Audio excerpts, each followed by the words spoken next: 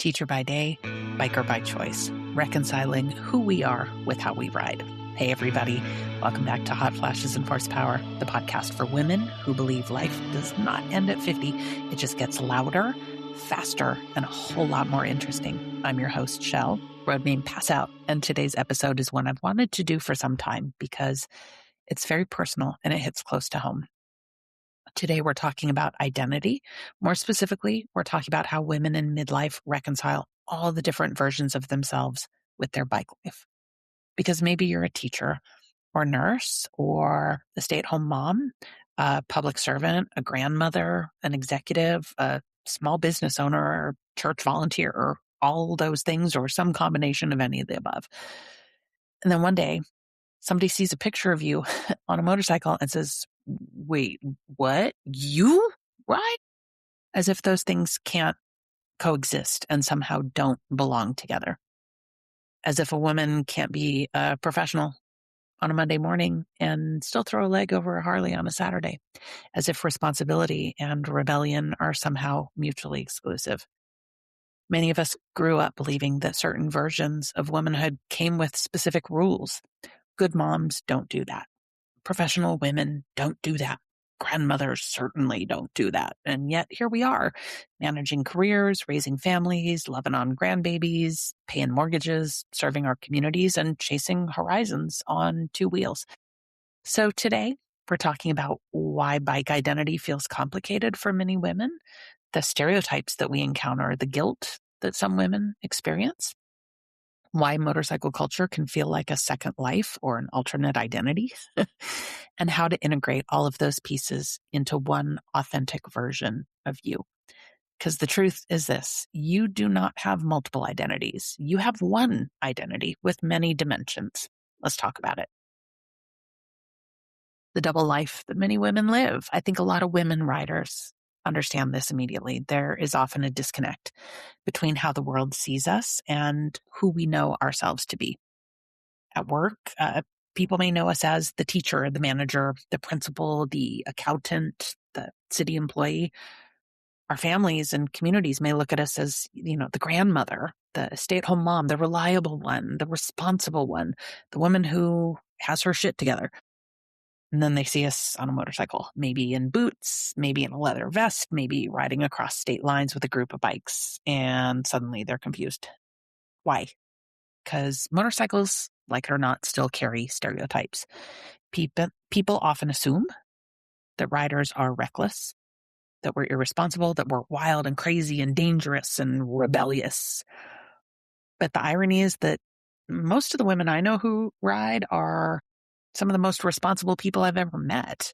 They've raised children, managed careers, cared for aging parents, volunteered in their communities, paid their taxes, built businesses. Motorcycles are not, in fact, evidence of responsibility. For many women, they're evidence of finally making room for themselves. And let's face it, the financial obligations of owning a motorcycle itself means you're probably a pretty responsible individual, but that's a story for another time. Good girl conditioning. Many women in midlife were raised with messages that looked something like this. Be nice, be careful, be responsible. Take care of everybody else. Don't take unnecessary risks. Don't draw too much attention to yourself. Put your family first. Put your needs last. And for many decades, many of us, myself included, did exactly that. We became wives and mothers and caregivers, employees, providers, community leaders. And somewhere along the way, many women lost touch with adventure, not because they wanted to, but because life just got busy. Motorcycles often reawaken something deep within us. Certainly did for me. Not recklessness, aliveness. Is that even a word? I don't know. Aliveness, freedom, confidence, self-trust, self-respect. The ability to say, this is something I'm doing because I love it. For many women who've spent decades caring for everybody else, that can feel almost radical. And sometimes guilt shows up. Maybe you've thought, should I really be spending money on this? Should I be taking this trip? Should I be dedicating time to riding? Shouldn't I be doing something more productive? If you've ever had those thoughts, you are not alone. Many women become conditioned to the idea of earning rest, earning joy, earning freedom. But freedom isn't something you should have to earn. It's something you're allowed to experience. But other people don't always get it. Let's talk about reactions, because not everybody understands. Some people think motorcycles are a phase. Oh, you're having a midlife crisis, sis. I've heard that one. Others think you've lost your damn mind. And some people become genuinely uncomfortable when women step outside of expectations. You may hear things like, aren't you too old for that? Isn't that dangerous? What does your family think? Why would a grandmother want a motorcycle? What's really interesting is nobody asks a 60-year-old man why he bought that Corvette. Nobody's asking him if he's abandoning responsibilities. Nobody questions if he's allowed to enjoy some adventure in his life. But women, we often get held to a different, much higher standard. And here's what I've learned. You don't need universal approval to live authentically. You don't need everybody to understand. You only need to understand yourself.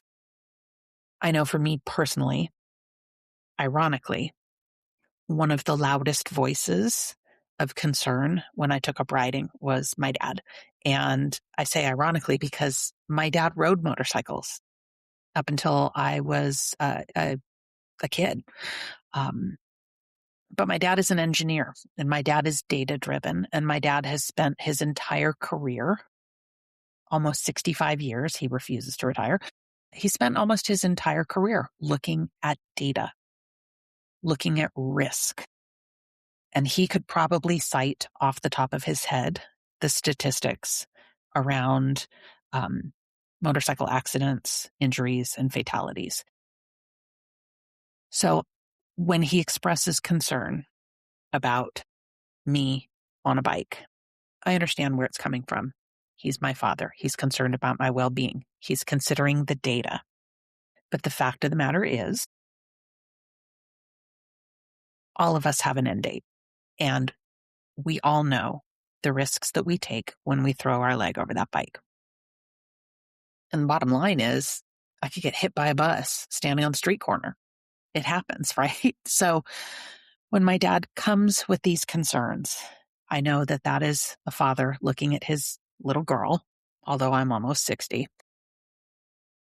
And he's coming from a place of love and concern. So I take it as that. I thank him for his concern. I reassure him that I'm doing everything I can to mitigate the risk. And then I keep it moving. Now, here's a secret many women discover. And it's something that surprised me. The longer I ride, the less separated these different identities become. When I first started riding, it felt like I had all these little boxes in my life, right? There was work shell and mom shell and daughter and sister shell and then way over in the corner, separated from everything else, there was biker shell.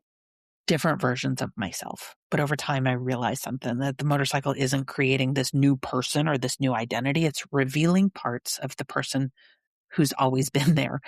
That courage that I need at work, I use that on a motorcycle. The resilience that I got through some fucking hard years of my life. Same woman. Leadership skills that I've developed. Same person.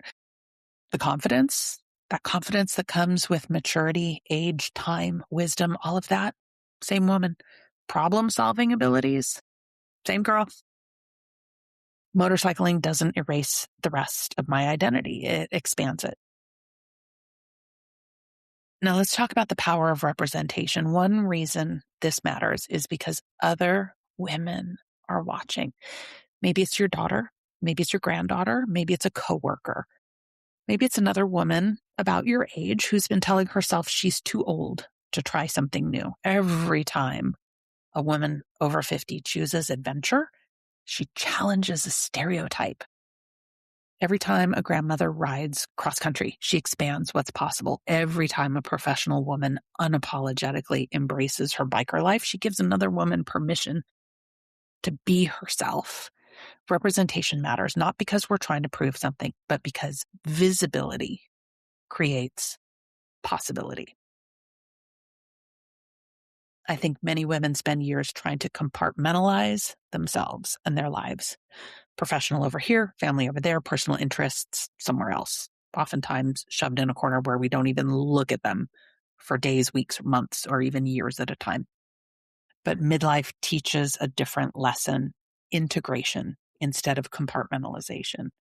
You don't have to choose between being professional and adventurous, responsible and free, nurturing and independent, or strong and compassionate, grandmother and biker, a public servant and a road warrior, a teacher and a motorcycle enthusiast. Those identities aren't in conflict. They're complementary. Because the truth is, the confidence riding gives you often makes you better at everything else. Makes you a better reader, makes you a better partner, makes you a better friend and a better advocate and a better version of yourself. When people ask why women ride, I don't think motorcycles are usually the whole answer. The motorcycle is just the vehicle. The deeper answer is what riding gives us. It gives us presence, freedom, adventure, community, confidence, perspective, joy.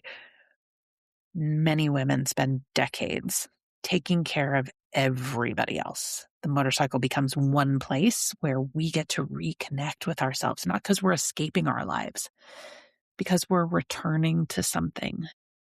We're returning to ourselves. And that's an important distinction.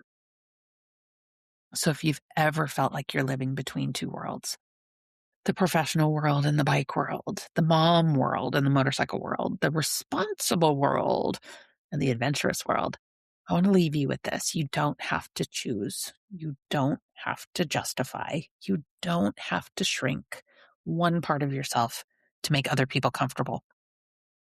You're allowed to be complex. You are allowed to contain contradictions.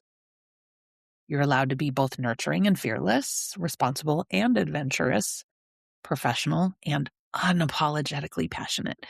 The truth is, the motorcycle isn't separate from who you are. It's part of who you are, just like your career, just like your family, just like your community and your experiences, your scars and your accomplishments. They all belong. And maybe that's one of the greatest gifts of midlife. Finally realizing you don't have to fit neatly into anyone else's box. You get to define yourself. And if that definition includes a helmet, a motorcycle, and a horizon calling your name, welcome home, sister.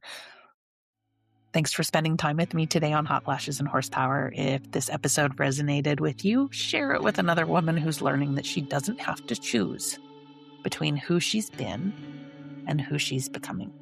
Until next time, stay safe, stay authentic, and always ride your own ride. Bye, everybody.